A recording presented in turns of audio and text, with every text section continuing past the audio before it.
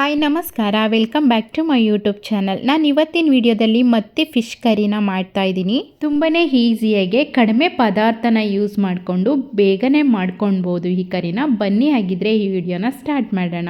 ನಾನಿಲ್ಲಿ ಮೊದಲಿಗೆ ಮಸಾಲೆನ ರೆಡಿ ಮಾಡ್ಕೊಳ್ಳೋದಕ್ಕೆ ಚಿಕ್ಕು ಆನಿಯನ್ನು ತೊಗೊಂಡಿದ್ದೀನಿ. ಚಿಕ್ಕು ಆನಿಯನ್ನು ಯೂಸ್ ಮಾಡೋದ್ರಿಂದ ಫಿಶ್ ಕರಿ ತುಂಬಾ ಟೇಸ್ಟಾಗಿ ಬರುತ್ತೆ.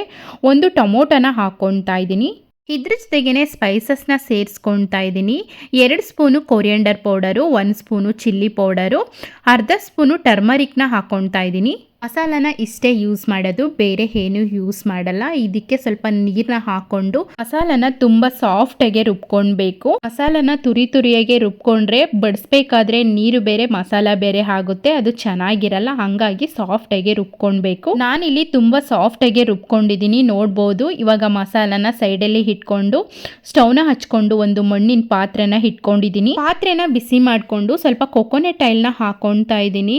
ಕೊಕೊನೆಟ್ ಆಯಿಲಿಂದ ಫಿಶ್ ಕರಿನ ಮಾಡೋದ್ರಿಂದ ಟೇಸ್ಟ್ ಚೆನ್ನಾಗೇ ಬರುತ್ತೆ. ಹಂಗಾಗಿ ನಾನು ಯಾವಾಗ್ಲೂ ಕೊಕೊನೆಟ್ ಆಯಿಲ್ನ ಯೂಸ್ ಮಾಡ್ತೀನಿ. ಇಲ್ಲೂ ಬಿಸಿ ಆದಮೇಲೆ 1 ಸ್ಪೂನು ಸಾಸಿವೆನ ಹಾಕ್ಕೊಳ್ತಾ ಇದ್ದೀನಿ, 1 ಸ್ಪೂನು ಮೆಂತ್ಯನ ಹಾಕ್ಕೊಳ್ತಾ ಇದ್ದೀನಿ. ಇದನ್ನು ಸ್ವಲ್ಪ ಬಿಸಿ ಮಾಡಿಕೊಂಡು ಇದಕ್ಕೆ ಚಿಕ್ಕದಾಗೆ ಕಟ್ ಮಾಡಿರೋ ಆನಿಯನ್ನ ಸೇರಿಸ್ಕೊಳ್ತಾ ಇದ್ದೀನಿ. ಇದ್ರ ಜೊತೆಗೇನೆ ಕರಿಬೇವು, 2 ಹಸಿಮೆಣಸಿನ್ಕಾಯಿನ ಸೇರಿಸ್ಕೊಳ್ತಾ ಇದ್ದೀನಿ, 2 ಭಾಗ ಮಾಡಿ. ಇದನ್ನು ಸ್ವಲ್ಪ ಬಾಡಿಸ್ಕೊಂಡು ಇದಕ್ಕೆ 1 ಸ್ಪೂನು ಜಿಂಜರ್ ಗಾರ್ಲಿಕ್ ಪೇಸ್ಟ್ನ ಹಾಕಿ ಫ್ರೈ ಮಾಡ್ಕೊಬೇಕು. ಫ್ರೆಶ್ಶಾಗೆ ಮಾಡಿರೋ ಜಿಂಜರ್ ಗಾರ್ಲಿಕ್ ಪೇಸ್ಟ್ನ ಹಾಕ್ಕೊಂಡು ಫ್ರೈ ಮಾಡ್ಕೊಳ್ತಾ ಇದ್ದೀನಿ. ಜಿಂಜರ್ ಗಾರ್ಲಿಕ್ ಪೇಸ್ಟು ನಾನು ಯಾವಾಗ್ಲೂ ಮನೆಯಲ್ಲೇ ಮಾಡ್ಕೊಳ್ತೀನಿ, ಶಾಪಿಂದ ಔಟ್ಸೈಡಿಂದ ತೊಗೊಂಡು ಬರಲ್ಲ. ಇದನ್ನು ಚೆನ್ನಾಗಿ ಫ್ರೈ ಮಾಡ್ಕೋಬೇಕು. ಹೇಗೆ ಅಂತ ಹೇಳಿದ್ರೆ ಜಿಂಜರ್ ಗಾರ್ಲಿಕ್ ಪೇಸ್ಟು ಮತ್ತು ಆನಿಯನ್ನು ಸ್ವಲ್ಪ ಕೆಂಪಗಾಗೋ ತನಕ ಚೆನ್ನಾಗಿ ಫ್ರೈ ಮಾಡ್ಕೊಬೇಕು. ಆವಾಗಲೇ ಟೇಸ್ಟ್ ಚೆನ್ನಾಗಿ ಬರುತ್ತೆ. ನೋಡಿ, ಈ ಥರ ಫ್ರೈ ಮಾಡ್ಕೊಂಡಿದ್ದೀನಿ, ಚೆನ್ನಾಗಿ ಫ್ರೈ ಆಗಿದೆ. ಇವಾಗ ಇದಕ್ಕೆ ರುಬ್ಬಿರೋ ಮಸಾಲಾನ ಹಾಕ್ಕೊಳ್ತಾ ಇದ್ದೀನಿ. ರುಬ್ಬಿರೋ ಮಸಾಲಾನ ಹಾಕ್ಕೊಂಡು ಸ್ವಲ್ಪ ಫ್ರೈ ಮಾಡ್ಕೊಬೇಕು. ಮಸಾಲಾನ ಚೆನ್ನಾಗಿ ಆಯಿಲಲ್ಲಿ ಫ್ರೈ ಮಾಡ್ಕೊಬೇಕು. ಒಂದು 2 ಸೆಕೆಂಡ್ ಚೆನ್ನಾಗಿ ಫ್ರೈ ಮಾಡ್ಕೊಂಡು ಆದ್ಮೇಲೆ ಮಿಕ್ಸಿಯಲ್ಲಿ ಮಸಾಲೆ ಎಲ್ಲ ಸ್ವಲ್ಪ ಹಾಗೇನೆ ಹುಳ್ಕೊಂಡಿತ್ತು, ಅದಕ್ಕೇನೆ ಸ್ವಲ್ಪ ವಾಟರ್ನ ಹಾಕಿ ಮಿಕ್ಸ್ ಮಾಡಿಕೊಂಡು ಹಾಕ್ಕೊಳ್ತಾ ಇದ್ದೀನಿ. ಫಿಶ್ ಕರಿ ತೆಳುಗೂ ಇರಬಾರ್ದು, ಗಟ್ಟಿಯಾಗೂ ಇರಬಾರ್ದು, ಒಂದು ಅಳತೆಯಾಗೆ ಮಾಡ್ಕೊಳ್ಬೇಕು.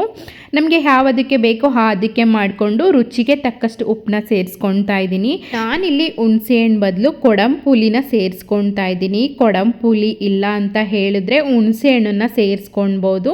ನಾವು ಇದ್ರ ಬದಲು ಹುಣಸೆ ಹಣ್ಣನ್ನ ಯೂಸ್ ಮಾಡ್ತೀವಿ, ಆದರೆ ಕೇರಳ ಕಡೆ ಫಿಶ್ ಕರಿಗೆ ಇದನ್ನ ಕಂಪಲ್ಸರಿಯಾಗಿ ಯೂಸ್ ಮಾಡ್ತಾರೆ. ಬ್ಯಾಂಗ್ಳೂರಲ್ಲಿ ಸಿಗ್ಬಹುದು, ಮುಂಚೆ ಎಲ್ಲ ಸಿಗ್ತಾ ಇರಲಿಲ್ಲ, ಇವಾಗ ಎಲ್ಲ ಕಡೆ ಸಿಗೋದ್ರಿಂದ ಸಿಗ್ಬಹುದು ಅಂತ ಅನ್ಕೊಳ್ತೀನಿ.